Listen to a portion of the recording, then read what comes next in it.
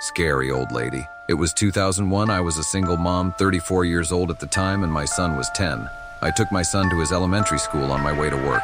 My schedule allowed for it, and it was nice to start our days out together. I'd drop him off and head to work that was about 10 minutes away. I had to cross over a river that ran through the city. I've always hated stopping on bridges at traffic lights, and this light seems extra long. Glancing around as I waited, I was watching people in their cars, the river, and that traffic light that seemed to be stuck on red. Looking in my rearview mirror, I noticed a little white-haired old lady driving a little car. She was watching me in my rearview mirror as well. I was curious, so I kept looking at her, and she threw her head back and laughed or cackled. Then she looked hard at me in the mirror, made a slashing across her neck sign, and then made a cradle of her arms, rocking it back and forth, and then she pointed at me. The longer I watched her, just the more disturbed I was. She just kept doing this over and over again and laughing. If you're a parent, you know this is not something that you prank other cars about. It felt evil, but no paranormal stuff here, so that's just my take on it. Well, it had me pretty rattled.